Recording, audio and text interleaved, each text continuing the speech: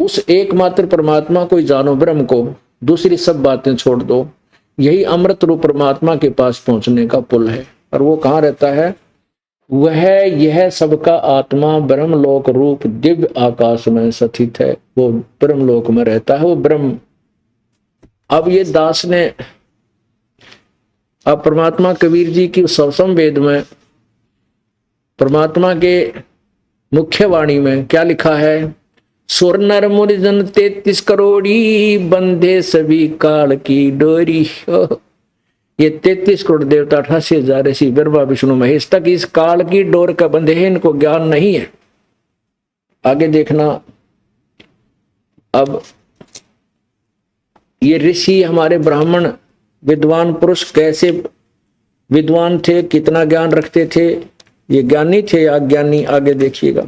इसी देवी भागवत में छठा स्कंद अध्याय नंबर 10 414 पृष्ठ पे जन्मे जी ने पूछा, महाभाग किस युग में कैसा धर्म का स्वरूप है?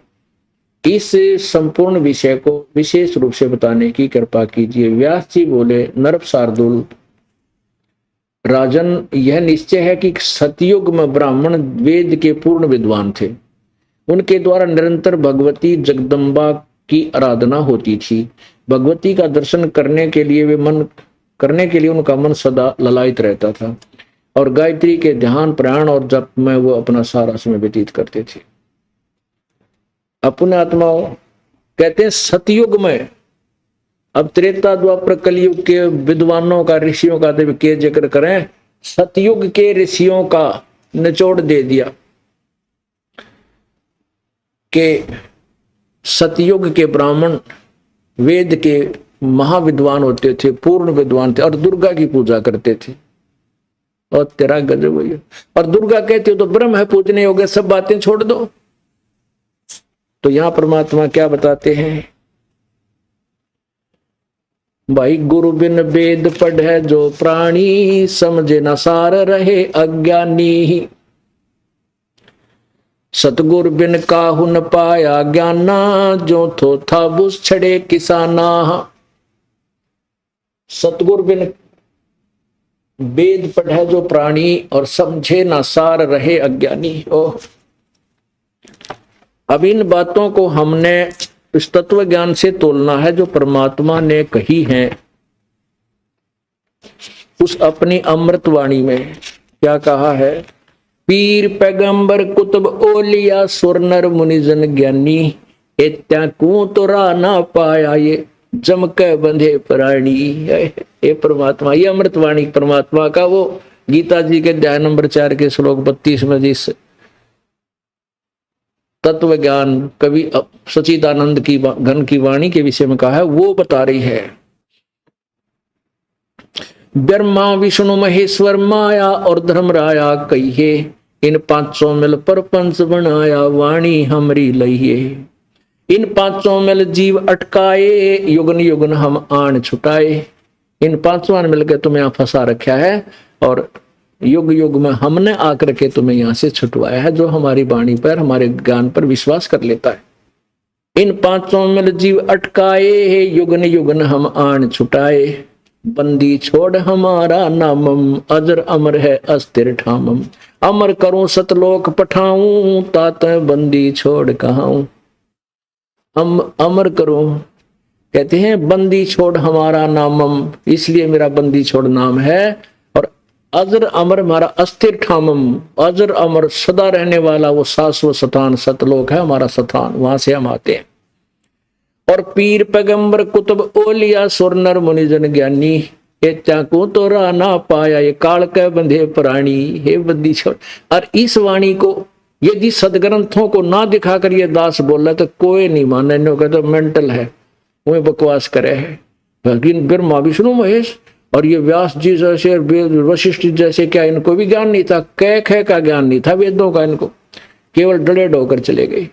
और वही हमारे सदग्रंथ, वो तो सतयुग के ब्राह्मण है। सतयुग में ये मुनि वशिष्ठ जी, ये तो सारे यही तो थे और यही प्राणों को सत्य मानते थे। हम पवित्र हिंदू धर्म के अनुयायी, और हमारे सदग्रंथ क्या बता रहे हैं और हमें अब क्या ज्ञान दिया गया? आउट ऑफ सिलेबस हमें पढ़ा गए वो हमारे नकली गुरु। अब हमने उस तत्वदर्शी संत की इस वाणी को समझना है। बजरी बंधते हैं सोए कहे बिन बंदगी क्या हो, बांधे पवन का गुटका के धूम्रपान क्यों लटक्या। अब भक्ति तो गलत करो थे, भक्ति साधना तो शास्त्र विरुद्ध कर ही रहे थे। ये धूम्रपान और बीमारी ला ली, सुल्फा पियो मारे चलम ठाजे ढूंढा है, कोई भांग पियो है, कोई कुछ करे न, यो पाप और इकट्ठा करने लगे। साधना तो थी जो सी थी, चलिए पाप ना करते, कुछ बुराइयां तो बचे रहते, वो और इकट्ठे कर लिए काल ने, जो है ना फंसा दिया दूनी बोली आत्माओं को। खुसरों के कहाँ है बंद, मूर्ख समझते नहीं अंध, एक मुकुटधारी चोर बनखड़ की जिएंगे मोर। परमात्मा ने कहा जो कोई था, आपने देखा होने मांगने आते हैं कई, एक साधु का बना के वेशभूषा ऊपर मोर का चंदा ला के मुकुट पहन कर नो साधु बन के आते हैं कोई किसी वार को। कहते हैं एक है मुकुटधारी चोर बनखंड कीजिएगा मोर, कहते हैं डट जा थोड़े दिन में तेरे असलिए मोर का चंदा ला देगा काल, तने मोर बना देगा जंगल में। अब भक्ति कर नहीं रहा, बकवादों में घूम रहा है, दुनिया को ठग रहा है। कहते हैं वो बनखंड में कीजिएगा मोर, वो मोर बना दिया जाएगा, मोर पक्षी। और कुछ कहते हैं कि अभी केवल ब्रह्मचर्य, आपके गुरु जी क्या गृहस्थी हैं, तो कहते हैं नहीं गुरु तो भाई ब्रह्मचारी होना चाहिए। परमात्मा कहते हैं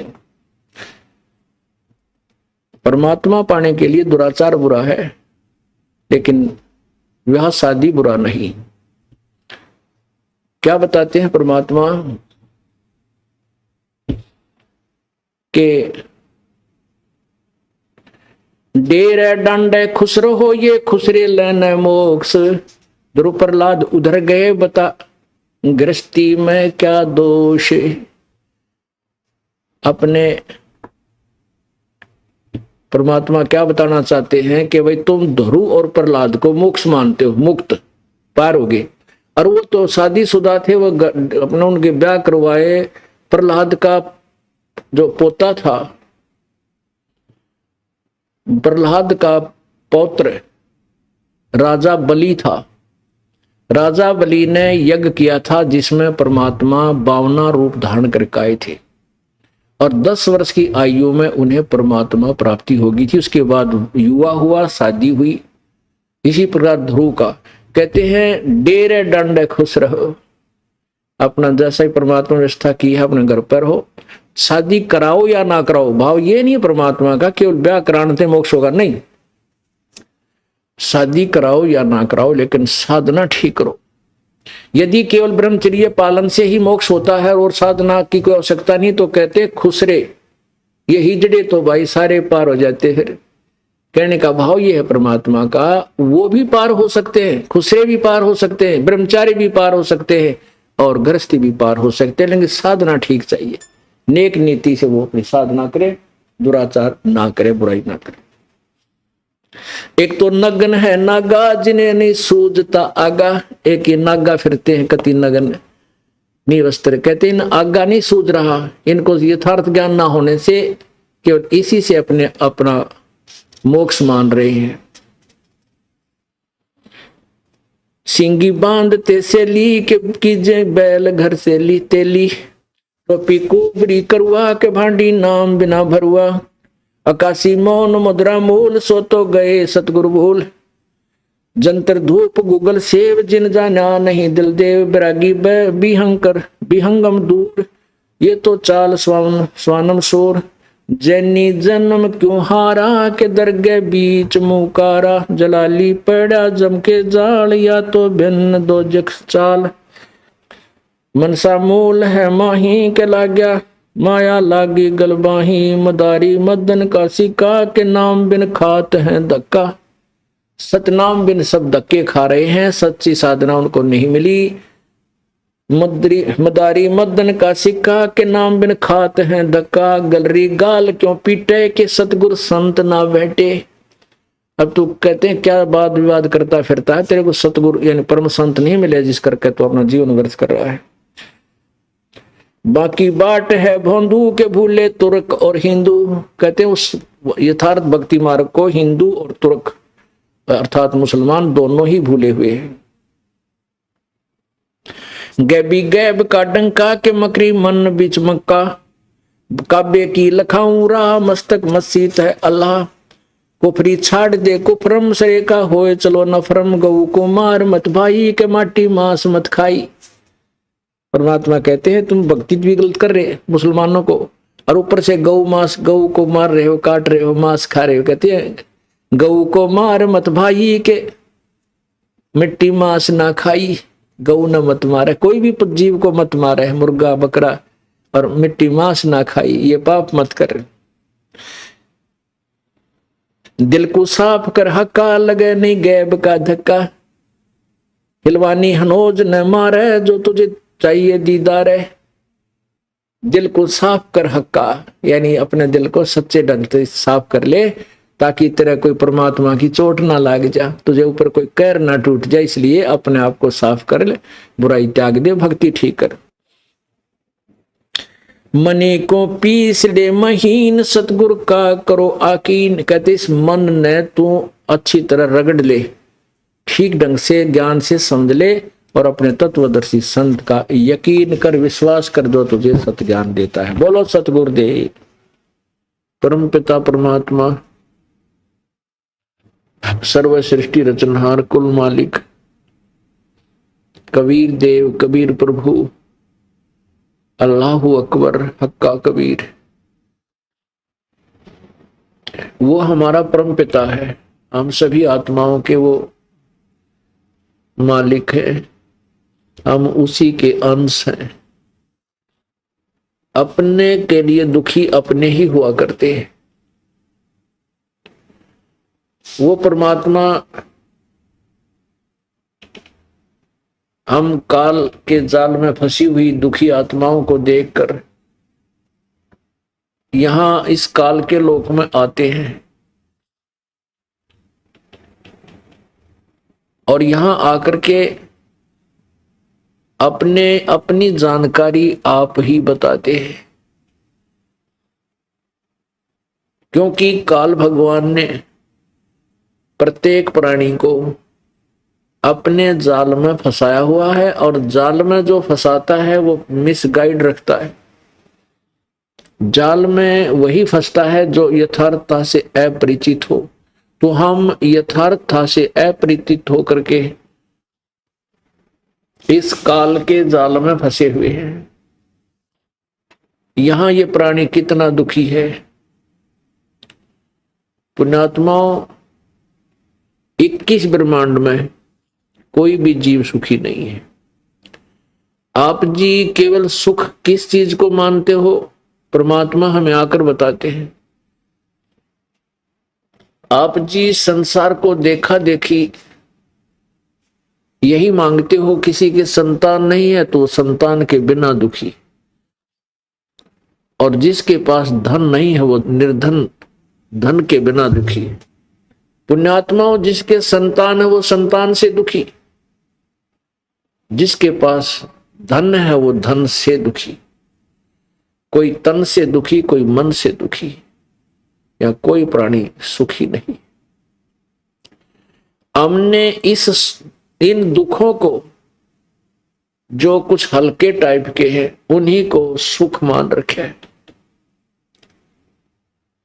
और परमात्मा हमें आकर समझाते हैं कि तुम काल के जाल में फंसे हो, और इस झूठे सुख को सुख कहे, ये मान रहा मनमोद, ये सकल जबीना काल का, कुछ मुख में कुछ गोद। या कोई भी प्राणी सुखी नहीं है, और कोई इस नकली सुख को सुख मान बैठा है, न जाने किस अक्षण में और किस दिन, और ना जाने के कैर टूट जाए उस परिवार पर जो आज अपने आप को कति सुखी मान रहा है। तो परमात्मा कहते हैं तुम काल के जाल में फंस चुके हो। आपने वास्तविक सुख का ज्ञान नहीं है। जो सुख सतलोक के अंदर है वो यहां इस पृथ्वी पर नहीं, ना किस ब्रह्मांड में, ना स्वर्ग लोक में, ना महास्वर्ग अर्थात ब्रह्मलोक। वो सुख से केवल सतलोक में है जिसकी तुम्हें चाह है। अब बच्चों का ब्याह होता है, विवाह हो जाता है। विवाह के बाद वो सोचते हैं परमात्मा मेरा संतान दे, मैं सुखी हो जाऊंगा। अब संतान होगी, फिर संतान की परवरिश में कितनी कठिनाइयां हैं, नानी याद आ जाती इस प्राणी के। पर हमने इसको एक स्वाभाविक सा कर्म मान रखे है। उसके बाद फिर बच्चे सियाने होते हैं तो फिर ये तमन्ना रहती है, यही एक चाह हो जाती है कि परमात्मा इनका विवाह हो जाए और विवाह के बाद फिर इनका संतान हो जाए। बस फिर मैं निश्चिंत हो जाऊंगा। बुढ़ा या बुढ़िया न्यू सोचे कि फिर मैं अपना सुख की सांस ले लूंगा, बच्चे ब्याहे जा, इनका संतान हो जाए। और बुढ़ापे में सुख का सांस सपने में भी कोई नहीं आवे। ये हमारा भूल ला रखी है, काल ने हमें मूर्ख बना रखे है। हम सोचते हैं कि बच्चे होंगे तब मैं सुखी होऊंगा, फिर सोचते हैं कि मैं वृद्ध अवस्था में बच्चा ने सारे कारोबार को संभलवा दूंगा, मैं फिर सुखी होऊंगा। बुढ़ापे में तेरा जिए जाने का जैसा सुखी होगा, कदे आंख बनवानी, कदे जाड़ पड़वानी, कदे दांत बनवाने की, तक कमर में दर्द की, तक सिर में दर्द की, खाज लाएगी, पता नहीं के दुख। फिर घर वालों के वह खारे वचन। परमात्मा कहते हैं बूढ़ा हुआ पड़े खाट में, और फिर सुने वचन खारे, और कुत्ते तावण का सुख को ना तुम छाती फूकना रे। ये वचन सुनने को मिलेंगे आपको, अमृत वचन बुढ़ापे में। बुढ़ा बुढ़िया की ड्यूटी लाया करे कि मैं खेत में जा रहा हूं, या दुकान पर जा रहे हैं, या कोई मजदूरी करने जा रहे हैं, आप घर की रखवाली करना। अवृद्ध अवस्था में ना आख्या दिख है, और इतने में कोई कुत्ता बिल्ली बड़के कोई दूध खिंडा दे, दूध को खराब कर दे या घी ने खराब कर दे। फिर वह पुत्र वधू आवे, वो 4 श्लोक सुनावे बुढ़िया ने और बूढ़े ने, नो कह तुम यहाँ किस लिए बैठे थे, घी का नाश करा दिया, दूध ने बिल्ली पीगी, तुमने छाती फूक ली, तुम कुत्ते भी ना ता सकते, कुत्तों को भी नहीं भगा सकते घर से। तो कहते हैं बुढ़ापे में तो तने ये सुख मिलेंगे, फिर तेरा जिए जानेगा। तो परमात्मा क्या कहते हैं, इस मनुष्य जीवन पाकर जो नहीं रटे हरि नाम, जैसे कुआ जल बिना फिर बनवाया किसका। ये सौदा फिर नाही संतो, ये सौदा फिर नाही, यो सौदा फिर नाही संतो, यो सौदा फिर नाही। लोहे जैसा ताव जात है, लोहे जैसा ताव जात है, ये काया दे सराही रे संतो, यो सौदा फिर नाही, यो सौदा फिर नाही रे संतो, यो सौदा फिर नाही।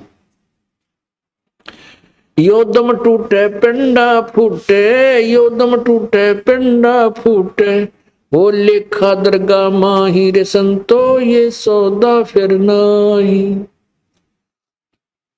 3 लोक और भवन चतुर्दश, 3 लोक और भवन चतुर्दश, सब जग सौदे आही रे संतो, यो सौदा फिर नाही, यो सौदा फिर नाही रे संतो, ये सौदा फिर नाही। दुगने तिगने किए चौगने, दुगने तिगने किए चौगने, किन्हु मूल गवाई रे संतो, यो सौदा फिर नाही, यो सौदा फिर नाही रे संतो, यो सौदा फिर नाही। उस दरगाह में मार पड़ेगी, उस दरगाह में मार पड़ेगी, तेरी जम पकड़ेंगे बाही रे संतो, यो सौदा फिर नाही। वह दिन की मोए डर नहीं लागे, वह दिन की मोए डर नहीं लागे, ये लज्जा रैक नाही रे संतो, ये सौदा फिर नाही। यो सौदा फिर नाही रे संतो, यो सौदा फिर नाही। नर नारायण दे पाय के, नर नारायण दे पाय के, तो फिर 84 में जाई रे संतो, यो सौदा फिर नाही। यो सौदा फिर नाही रे संतो, यो सौदा फिर नाही। जा सतगुरु की मैं बलिहारी, जा सतगुरु की मैं बलिहारी, जो जामन मरण मिटाई रे संतो, ये सौदा फिर नाही। यो सौदा फिर नाही रे संतो, यो सौदा फिर नाही। कुल परिवार तेरा सकल कबीला, कुल परिवार तेरा सकल कबीला, मसलत एक ठहराई रे संतो, यो सौदा फिर नाही। यो सौदा फिर नाही रे संतो, यो सौदा फिर नाही। बांध पिंजड़ी आगे धर लिया, बांध पिंजड़ी आगे धर लिया, फिर मरघट को ले जाही रे संतो, यो सौदा फिर नाही। यो सौदा फिर नाही रे संतो, ये सौदा फिर नाही।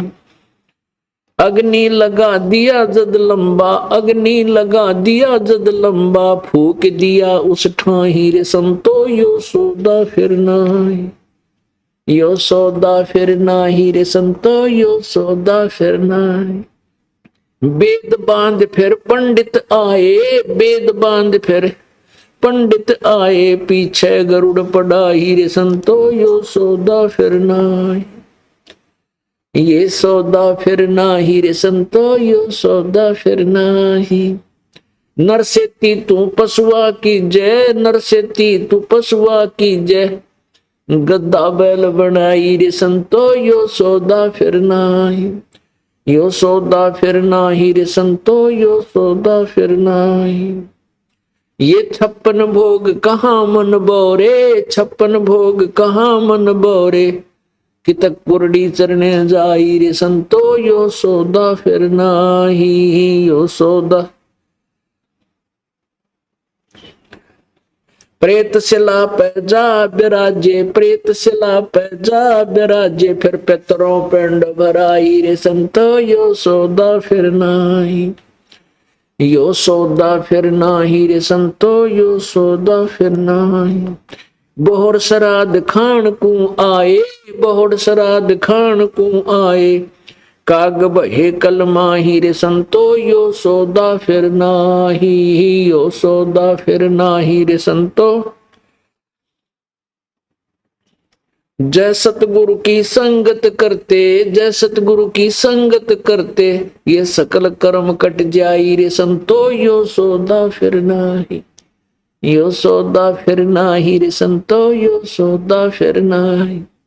अमरपुरी में आसन होते, अमरपुरी में आसन होते, ना जा धूप न छाही रे संतो, यो सौदा फिर नाही।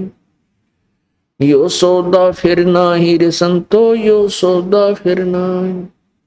सुरत निरत मन पवन पियाना, सुरत निरत मन पवन पियाना, शब्द शब्द समाई रे संतो, यो सौदा फिर नाही।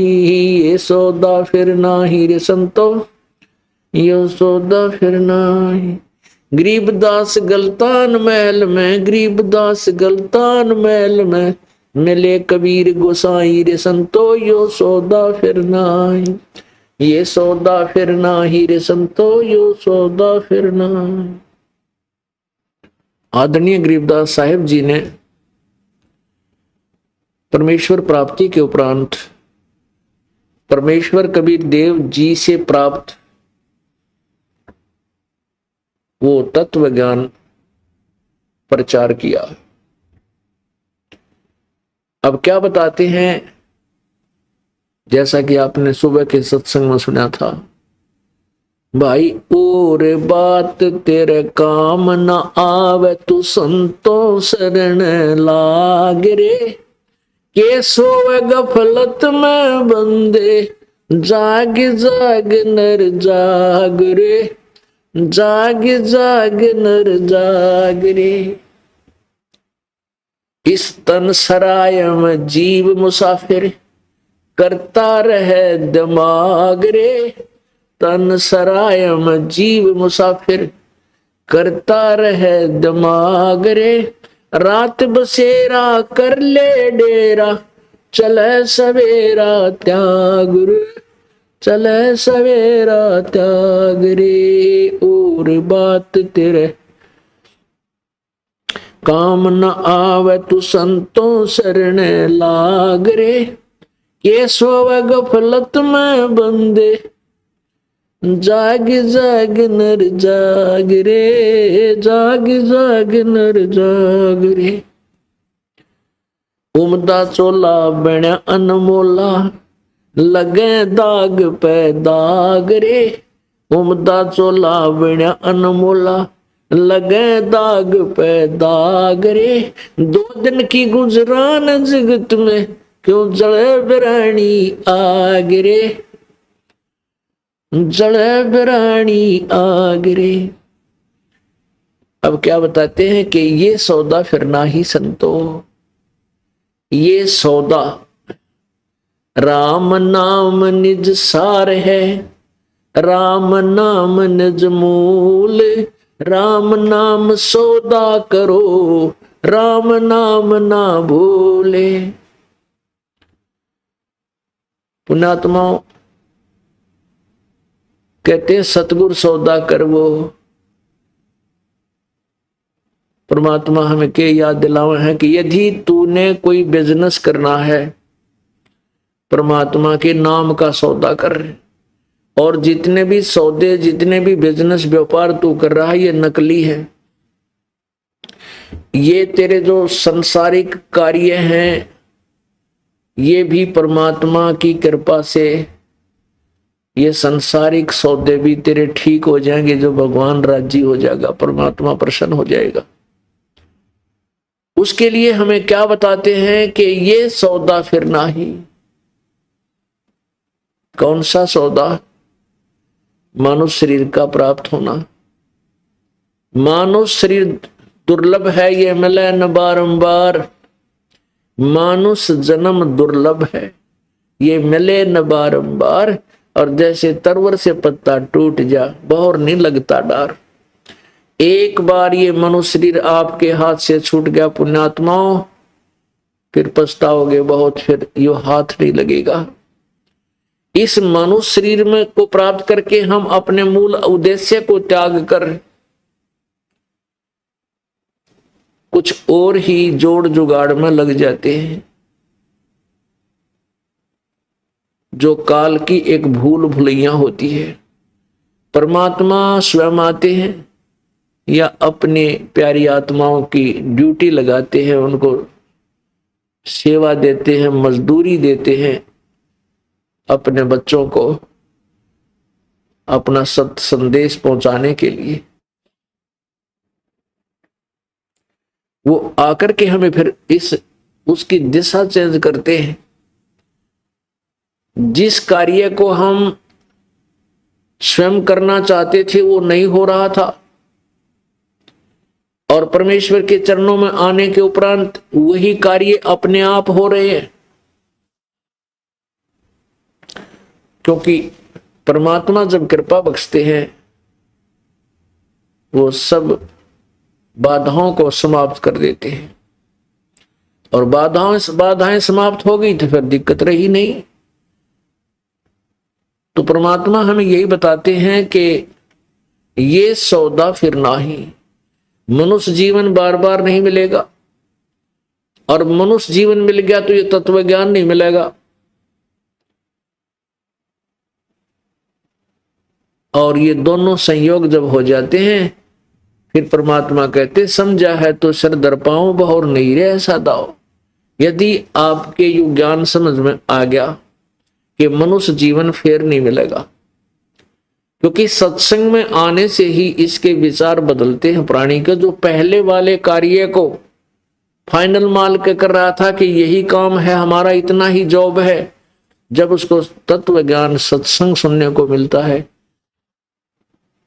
फिर उस पुण्यात्मा को पता लगता है कि काम एक और आवश्यक था, अति आवश्यक कार्य था, जिसको मैंने प्रारंभ भी नहीं किया। वो क्या है?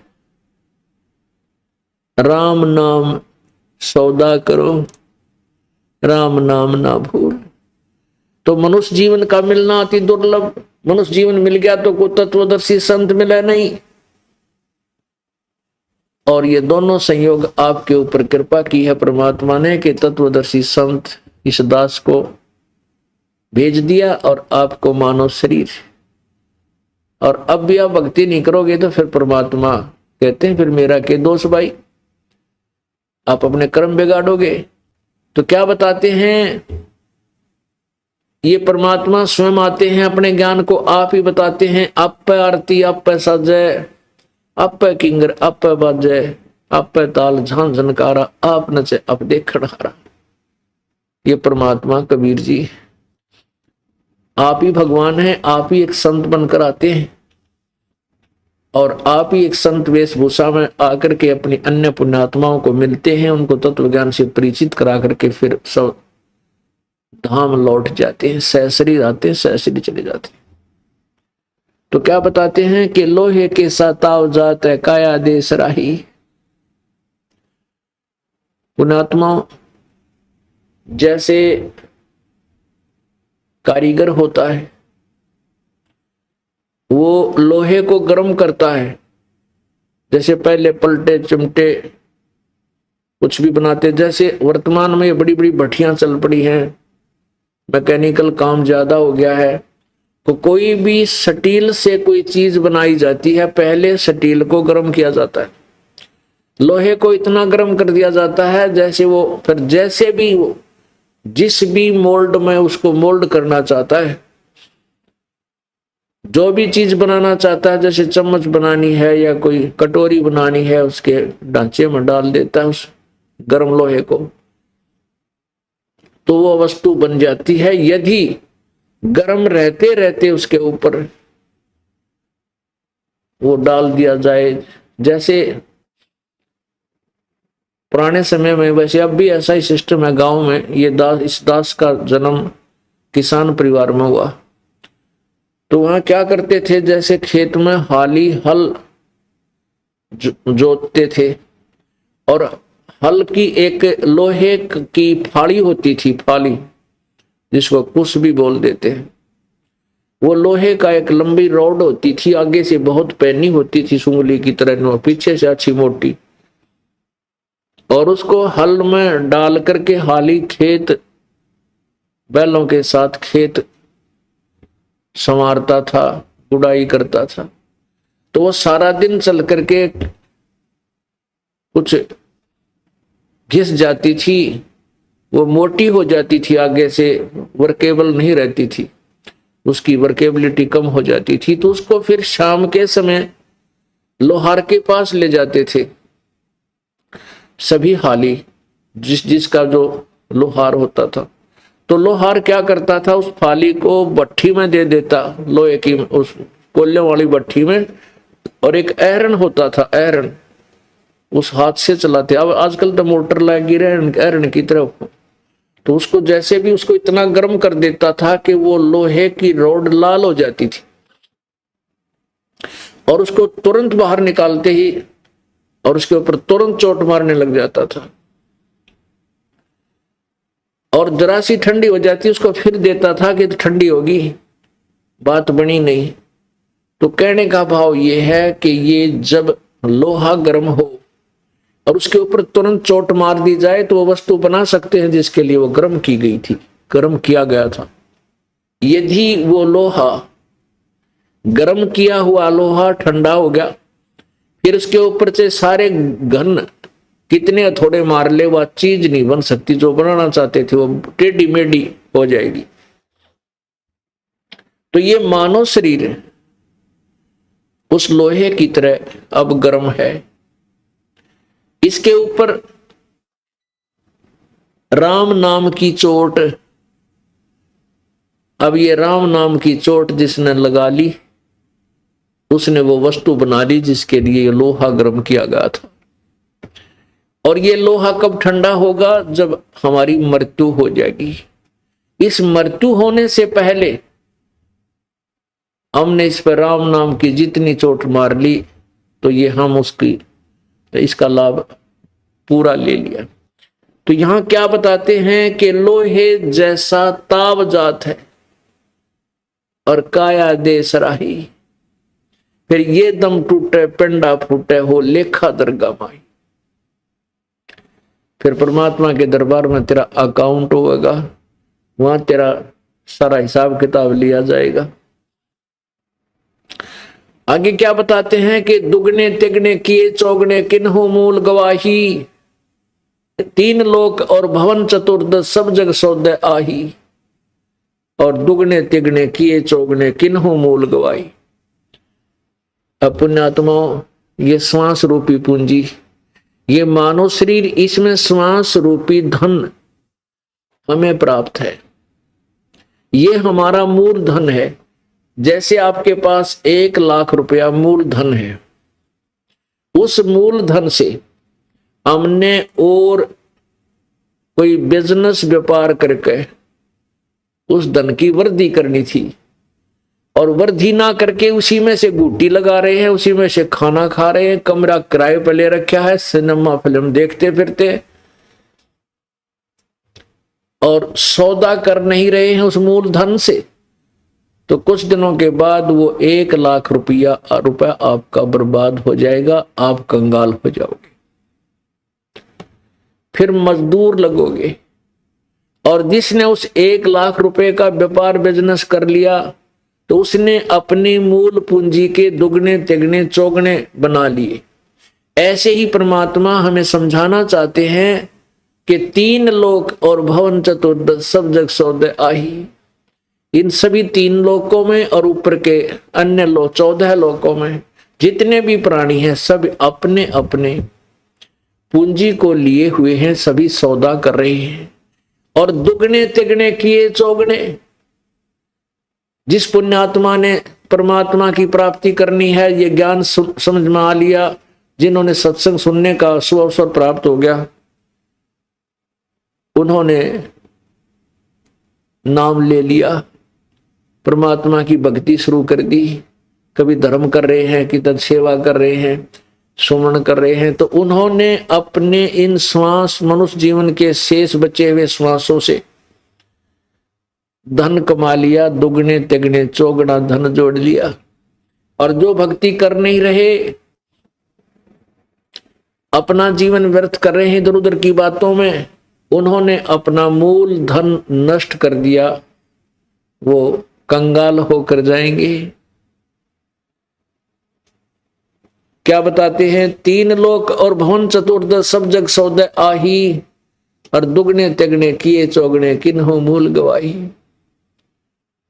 किसी पुण्यात्मा ने तो दुगने, आप जी कितनी गर्मी होती है, कितनी सर्दी होती है, और कहाँ देखो सफर में आते हो, कितने लंबे समय स्थान से, कहीं भीड़ बस में होती है, कहीं ट्रेन में होती है, कहीं और, कहीं पैदल चलते हैं, कोई बीमार है, तो आपने इस जीवन को सफल बना लिया, आपने अपने श्वास रूपी पूंजी को दुगने तिगने चौगने कर लिया।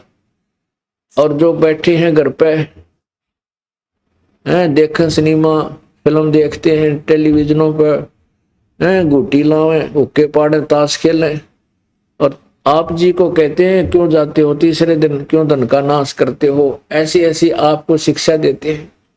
तो उन्होंने अपनी मूल पूंजी का नाश कर लिया, बैठा बैठा लिया। परमात्मा क्या कहते हैं, फिर क्या होगा आगे चलकर उनके साथ, उस दरगाह में मार पड़ेगी जब पकड़ेंगे बाही, वह दिन की मोह डरनी लगे है लज्जा रे अकनाही। उस दरगाह में मार पड़ेगी, सच्चे दरबार में जाओगे जब हिसाब होगा, यम के दूत गड़ेंगे। उस दरगाह में मार पड़ेगी तेरी जम पकड़ेंगे बाही, यम के दूत बाम रोड के ले जाएंगे। और उस दिन की मोह डरनी लगे है भगवान, वहां लज्जा रहे नहीं, इतनी भक्ति बनेगी कि नहीं कि वहां मेरी पिटाई ना हो। नर नारायण देही पाके फेर 84 जाही, जा सतगुरु की मैं बलिहारी जो जामन मरण मिटाई। कहते हैं नर नारायण देही पाके, परमात्मा ने मनुष्य को अपना ही स्वरूप दिया है। इसलिए कहा कि नर नारायण देहि पाके, मनुष्य जैसा सुंदर शरीर पाक, भगवान जैसा शरीर पा करके और तो फिर 80 लाख योनियों को प्राप्त करने वाले कर्म कर रहा है। पुण्यात्माओं, कितने पशु पक्षी प्राणी आप देखते हो, और आप मनुष्य अपनी दिनचर्या देखो और उनकी दिनचर्या देखो। एक कुत्ता, जनवरी का महीना और ये हरियाणा पंजाब राजस्थान का क्षेत्र, जनवरी का महीना, रात्रि का समय, ऊपर से वर्षा हो रही है और वो सह परिवार गली में बैठा, कुतिया और कुत्ता, वही उनके बच्चे बैठे हैं। सारा दिन टूक मिला नहीं, कोई आहार मिला नहीं, गली में बैठे भूखे गिंडली मिंडली मार के, और ऊपर से शीत लहर चल रही है, यूं बैठे कुकड़ुए, और वो पहले मनुष्य थे। अब उनको आप मिलाओ, तुलना करो अपनी। आपको मनुष्य किस लिए दिया? क्या यह मकान कोठी बनाने के लिए दिया था? या इन्हीं की इसी सारे कार्यों को दिन रात करते रहने के लिए दिया था? नहीं, आपसे ज्यादा प्रयत्न पेट के लिए चींटी करती है। चींटी सारा दिन इधर से उधर, इधर से उधर, एक पल भी नहीं रुकती एक कण के लिए। और वही दिनचर्या आप जी कर रहे हो, वही क्रियाएं आप कर रहे हो। आप में और अन्य प्राणी में क्या अंतर था? फिर परमात्मा ने मनुष्य देने की आवश्यकता क्या थी आपको? एक जीवन और बना देता है, ऐसा ही जैसे ये 84 लाख बना रखे। इसका मूल उद्देश्य है केवल मोक्ष प्राप्ति करना, जन्म मृत्यु से अपना यहां से झंझट मिटवाना। क्या बताते हैं कबीरा? वो दिन याद करो, ऊपर पग नीचे शीश, स्मृत मंडल में आके तू भूल गया जगदीश। मां के गर्भ में याद कर, उस दिन तेरा नीचे को सिर था, ऊपर न पैर थे। और इस मृत मंडल में, इस मृत लोक में आके तू भूल गया जगदीश। परमात्मा कितने प्यारे तरीके से हमें समझाना चाहते हैं कि मां के पेट में हाहाकार मचा रखी थी, ऊपर न पैर थे, नीचे न सिर, और माता जो भी कुछ आहार करती है उसका अंश उस बच्चे के शरीर के जाकर के ऐसी पीड़ा करता है जैसे नमक खा लिया, सब्जी खाई, चटपटे कुछ भी खाया। बच्चे के कच्चे शरीर पर जाकर ऐसे पीड़ा करता जैसे मच्छर काटते हैं, बहुत तेज। और फिर वो उस अपनी पीड़ा को खत्म करने के लिए मां के शरीर को, अपने शरीर को ऐसे घुमा घुमा के परीक्षण करके अपना उस खारिश को ठीक करना चाहता है बच्चा, बेटा या बेटी जो पेट में होता मां के गर्भ। तो उसमें हाहाकार मचा रहा होता है कि परमात्मा मुझे एक बार बाहर निकाल इस गंध से, ये दाता मुझसे पहले भूल बनी। क्योंकि मां के गर्भ में उस आत्मा ने अपने पूर्व जन्म के कर्म और आगे के जो कर्म वो सारे याद रहते हैं। तो ये कहता है, न्यू याद आती है कि मैं क्यों फंस गया फिर इस कैद में, इस पेट गर्भ में, कि मैंने पहले कोई पूर्ण संत, जब मैं मनुष्य शरीर में था मुझे पूर्ण संत प्राप्त नहीं हुए। अब के पूरे संत की खोज करूंगा और केवल पेट के लिए धंधा करूंगा, बाकी भक्ति में अपना जीवन लगाऊंगा। भगवान एक बार इस नरक से निकाल दे मां के पेट से। अपना तो मां के पेट में जो पीड़ा है इस प्राणी को, इससे भी ज्यादा कष्ट है कि एक व्यक्ति को कोड लाग जाए सारी उम्र और 100 वर्ष कोड में जीवन जीवे, और 9 महीने मां के पेट में जो दुख होता है वो ज्यादा होता है। लेकिन इस काल ने हमारे साथ धोखा कर रखा है। वो मां के पेट की बातें हम सारी भूल जाते हैं। बाहर आते ही इन तीनों गुणों के प्रभाव से, रजगुण ब्रह्मा, सदगुण विष्णु, तमगुण शिव जी से निकल रहे, इस प्रभाव से हम एकदम वो सब अचेत हो जाते हैं। हमें कुछ नहीं पता हम कौन है, कहां से। नए सिरे से फिर कह ख सिखाए जाते हैं, ये तेरा चाचा है, ये तेरी चाची, ये तेरी माँ, ये तेरी बुआ बोल। तो वो बच्चा फिर नए सिरे तक उसके अंदर वो अंकित कराए जाते हैं, याद कराए जाते हैं। फिर परमात्मा कहते हैं कि जिस परमेश्वर ने तेरे को गर्भ में भी पाला पोसा और वहां से तेरे को बाहर निकाला, अब उस मालिक को तू भूल के और कहां इस जगत में सारे संसारिक धंधे में लीन हो गया। क्या बताते हैं परमात्मा, उस समर्थ की रीद छुपाई, अब कुल कुटुंब ते रहता, गर्भ के अंदर वचन भरे थे, कहां गई वो बाता। कितने प्यारे तरीके से समझा है अपने प्यारी आत्माओं को, अपने बच्चों को मालिक कहता है वे उस समर्थ की रीद छुपाई।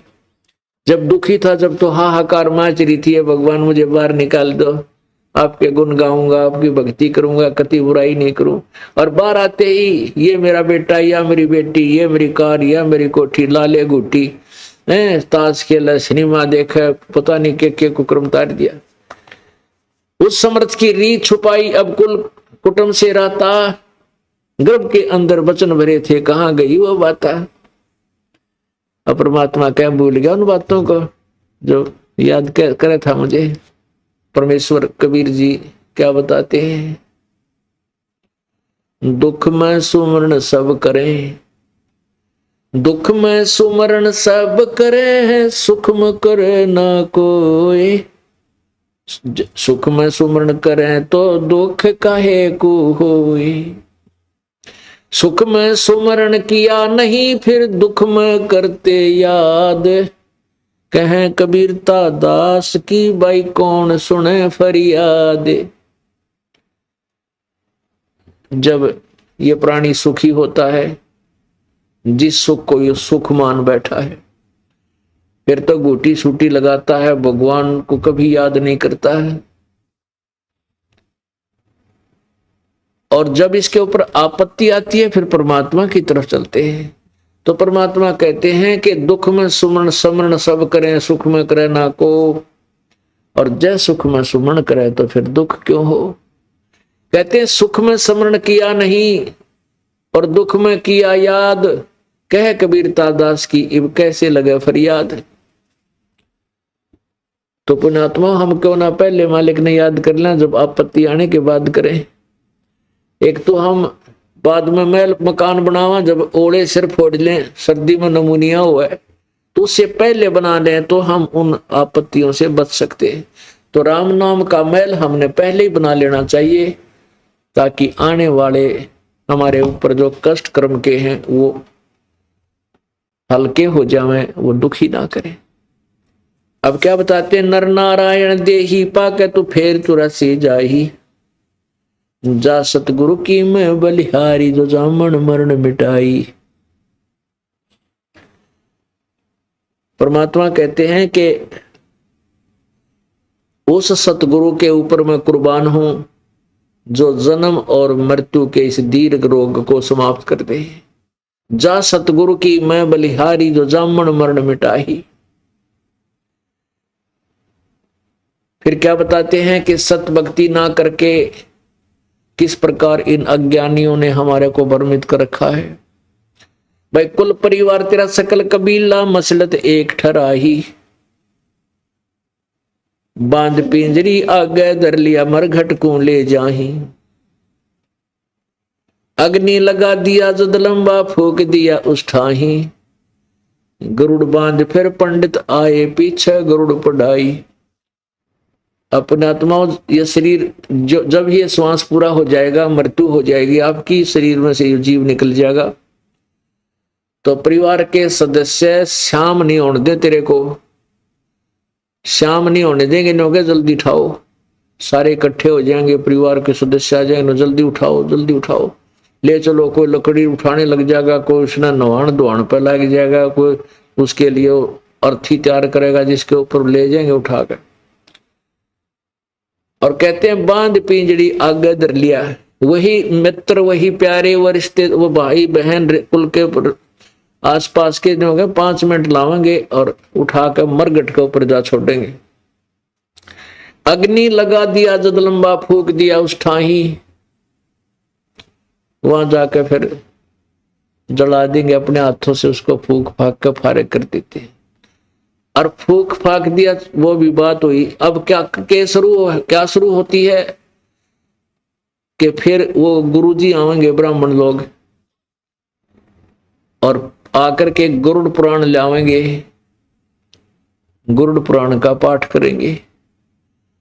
अब गरुड़ पुराण या कोई भी धार्मिक ग्रंथ है, उसमें बहुत अच्छे ज्ञान लिखा हुआ है जो मृत्यु से पहले जीवित प्राणी ने उसको सुनना चाहिए था। और वो गरुड़ पुराण के अंदर लिखा है कि एक ने ऐसा कर्म किया था, उसकी ऐसा हो गया, उसने ऐसा किया था, वो अंधा हो गया, उसने ऐसा पाप किया था, उसका हाथ कटता है, ऐसे कर्म करता उसको ऐसे होता है। यम के दूत उस पापी प्राणी को जिसने दान धर्म नहीं कर रखा उसको पकड़ कर ले जाते हैं। आगे भंडारे चल रहे होते हैं, वो खाना खाना चाहता है। यम के दूत कहते हैं तूने दान नहीं किया तो तुझे ये आहार नहीं मिलेगा। मारते हैं, पीटते हैं, प्यास लगती है, जो जिसने कभी कोई पुण्य नहीं किया उसको पानी भी नहीं पिलाते और नरक में डाल देते हैं। अब परमात्मा ये कहते हैं कि उसकी मृत्यु, मरने वाला मर गया और वो तो जाके अपने कर्म संस्कार के आधार पर कोई प्रेत बनना है, किसी ने कोई पशु बनना है, पक्षी बनना है, या कोई अच्छा कोई समय रहता है मनुष्य जीवन भी मिल सकता है, वो तो अगले जन्म की तैयारी कर रहा है। और उसकी मृत्यु के बाद पीछे अब नौके गरुड़ पुराण का पाठ कराओ। अरे भले आदमी, उसको गरुड़ पुराण तो उसके जिंदे जी पाठ करना चाहिए, तो वो समझाना चाहिए था कि भाई अच्छे काम कर, बुराई ना कर, किसी को चोरी ना कर, ठगी ना कर, बुराई मत कर, मिलावट ना कर, तुझे ये नुकसान होगा, तुझे ये पाप लगेगा, ताकि वो पापों से डरता और शुभ कर्म कर जाता। अब वो मर चुका है और पीछे गरुड़ पड़ावे। अब गरुड़ का पाठ कर दिया 7 दिन, किस लिए? कि इसका मोक्ष हो जाएगा, गति हो जाएगी। फिर क्या कहेंगे कि इसके फूल, ये अस्थि उठाओ, अस्थि उठा के इसको गंगा में प्रवाह करो, गया जी में प्रवाह करो, या कि तो गंगा में प्रवाह करा के उसकी, किस लिए? कि इस मरने वाले तेरे पिता की गति हो जाएगी। वो भी कर दिया। फिर क्या कहते हैं कि अब इसकी 13वीं करो, किस लिए? कि गति हो जाएगी। 13वीं भी कर दी। फिर क्या कहेंगे कि अब इसके श्राद्ध निकालो, श्राद्ध निकाल दिए, किस लिए? कि इसकी गति हो जाएगी। फिर कहेंगे इसका पिंड भरवा दो, इसका मोक्ष हो जाएगा, वो पिंड भी भरवा दिया।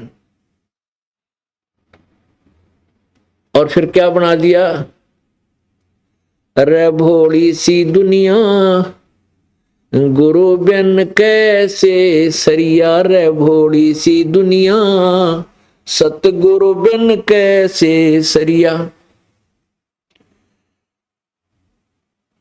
एक ऐसी सारे ही उल्टी साधनाएं हमारे अंदर प्रवेश कर रखी हैं इन अज्ञानी गुरुओं ने।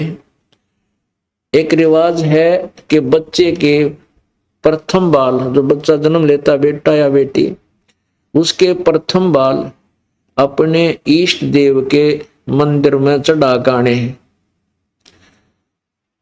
तो बुढ़िया क्या करती है? अपने पुत्र वधू को साथ लेकर, और पोता या पोती ने साथ लेकर जाती है इष्ट धाम पर। माता के, जो माता के पुजारी हैं, माता के ऊपर।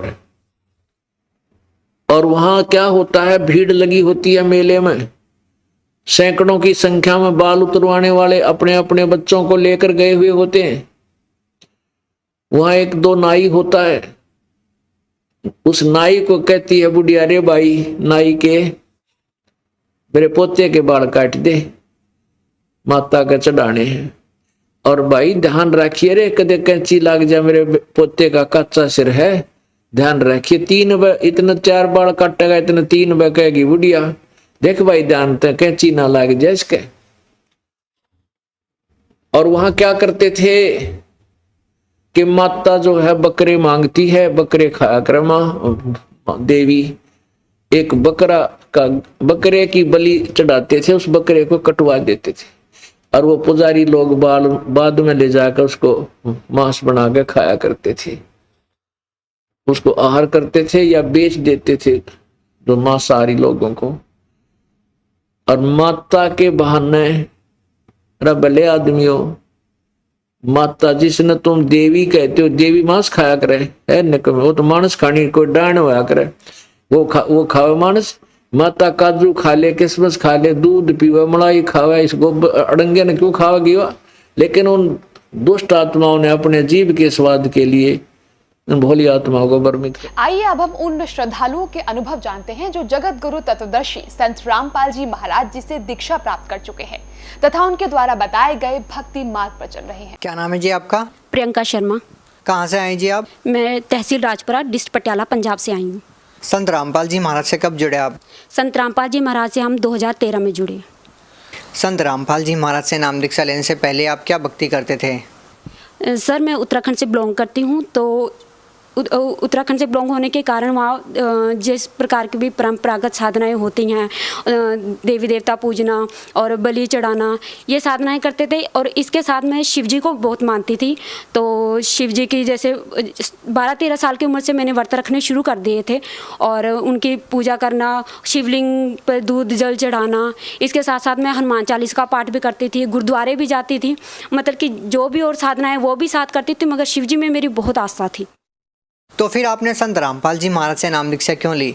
संत रामपाल जी महाराज से नाम दीक्षा हमने इसलिए ली क्योंकि उनका जो ज्ञान का आधार है वो शास्त्र हैं। वो सभी शास्त्रों से प्रमाणित ज्ञान बताते हैं कि वेद में ऐसा लिखा है, पुराण में ये लिखा है, जो आप साधना कर रहे हो वो कहीं है, लिखा हुआ है, उनका कोई आधार है या नहीं। तो जो हमने ये ज्ञान देखा, ये समझा, इस कारण हमने संत रामपाल जी महाराज से नाम दीक्षा ली।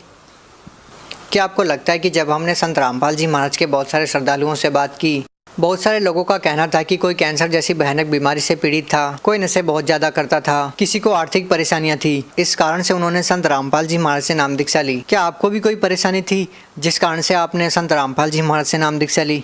जी, हमें संत रामपाल जी महाराज से नाम दीक्षा लेने के बाद बहुत से लाभ हुए।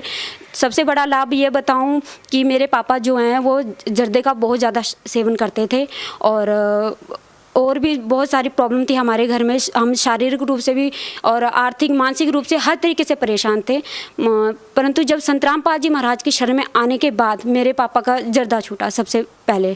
और उसके बाद मेरे जो भाई है, एक बार मेरे भाई के पैर पे सांप का जहर चढ़ गया था, तो ट्रीटमेंट कराने के बाद भी बिल्कुल ठीक नहीं हो रहा था, पैर का अंगूठा बिल्कुल गल गया था।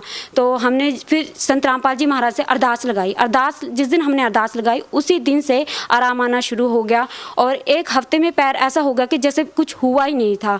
और भी शारीरिक लाभ हुए। और मेरे पापा का एक बार ट्रेन से आते टाइम मतलब एक्सीडेंट हो गया था, पटरी के साइड में जो खंभा होता है उससे मेरे पापा का सिर लग गया और एक हाथ पापा का छूट गया। तो फिर भी परमात्मा ने बचाव किया। फिर अंदर गए, फिर जब हम ट्रेन से उतरे हमने देखा पापा का पूरा मुंह पे सारे शरीर कपड़े खून से लथपथ थे। तो हमने सुबह 4-5 बजे का टाइम था, तो कहीं डॉक्टर की दुकान भी नहीं खुली हुई थी, तो हमने परमात्मा से प्रार्थना की, घर लाए, पापा का फेस वगैरह धोया। तो जब हमने फेस धो के, हमको ऐसा था भी बहुत ज़्यादा कहीं चोट लगी होगी, तो जब हमने फेस धो के देखा तो पापा के आइज़ के बिल्कुल ऊपर और बिल्कुल छोटी सी चोट लगी थी। हमको डॉक्टर के पास जाने की भी ज़रूरत नहीं पड़ी। परमात्मा ने हमको इतने लाभ दिए। और लाभ ये हुए कि मेरे पापा के पेट में पत्थरी थी, तो परमात्मा से संत रामपाल जी महाराज से अरदास लगाने के बाद वो भी ठीक हुई। और नाम लेने के अगले मंथ हम दिल्ली मैरिज पे गए हुए थे, तो वापस आते टाइम ऑटो में बैठे हुए थे, मैं थी, मेरी मम्मी थी और रिश्तेदार थे। तो हमारे एक्सीडेंट हुआ, हमारा ऑटो बीच रास्ते में पलट गया। तो फिर आसपास के लोगों ने ऑटो सीधा किया, हमको बाहर निकाला। तो उसमें मेरी मम्मी और मैं बिल्कुल सुरक्षित बच गए। बाकी जो रिश्तेदार थे, किसी के हाथ टूटा, किसी के पैर का नाखून तक निकल गया था, किसी के जो ऑटो में मीटर लगा होता उसकी पत्ती यहाँ हाथ में घुस गई थी। तो इतना बुरा हाल हो गया था, मगर मैं और मेरी मम्मी बिल्कुल सुरक्षित बच गए। तो इस बात का मुझे इतना दृढ़ विश्वास हुआ कि सही में आज हम जो भक्ति हमने ली है वो सही में सही है, जिस कारण से आज हमारी रक्षा हुई है। और जो रिश्तेदार थे उन्होंने भी इस बात को स्वीकारा भी, हाँ आप जिनकी शरण में आओ उनके पास पावर है, जिस कारण से नहीं तो और भी थे, सभी के चोटें लगी, सिर्फ मैं और मेरी मम्मी बिल्कुल सुरक्षित बच गए। प्रियंका जी, जब हम देखते हैं कि आज के दिन समाज में एक बात, जब भी हम किसी संत का जिक्र करते हैं तो लोग यही कहते हैं कि सभी बाबा एक जैसे हैं। आपसे यदि कोई कहे सभी बाबा एक जैसे होते हैं तो आप क्या कहेंगे? देखिए सर, मैं आप मीडिया वालों को एक बात बता देना चाहती हूँ कि संत रामपाल जी महाराज जो ये ज्ञान बताते हैं वो शास्त्रों के आधार पर बताते हैं। आप भगत समाज को क्या संदेश देना चाहते हैं? भगत समाज से मैं हाथ जोड़कर प्रार्थना करना चाहती हूँ कि आप संत रामपाल जी महाराज को ज्ञान को समझिए। वो शास्त्रों के आधार पर, कोई अपनी तरफ से बात नहीं कर रही, शास्त्रों के आधार पर प्रमाणित ज्ञान बता रहे हैं कि गीता में ऐसा लिखा है, वेद में, पुराण में, बाइबल में, सभी सदग्रंथों से वो बता रहे हैं कि इसमें ऐसा ज्ञान लिखा है। अगर आपको गलत लिखता है तो आप बताइए भी यहाँ पे ये गलत लिखा है, आप अपने सदग्रंथों से मिलान तो कीजिए, उसमें लिखा क्या है, उसमें बताया क्या गया है, फिर आप संत रामपाल जी महाराज के ज्ञान को समझिए, उनकी शरण में आइए। आज लाखों लोग संत रामपाल जी की महाराज की शरण ग्रहण कर रहे हैं, आप भी कीजिए। ये जीवन अनमोल है, ये बार बार नहीं मिलेगा। ये कबीर साहब कहते हैं कि मानुष जन्म अनमोल है, ये मिले ना मिले बारंबार, और तरवर से पत्ता टूट के रे बहु न लगता डार। तो इस अनमोल जीवन को अपने हित में समझते हुए आप संत रामपाल जी महाराज की शरण में आए, अपना कल्याण करें। जी धन्यवाद।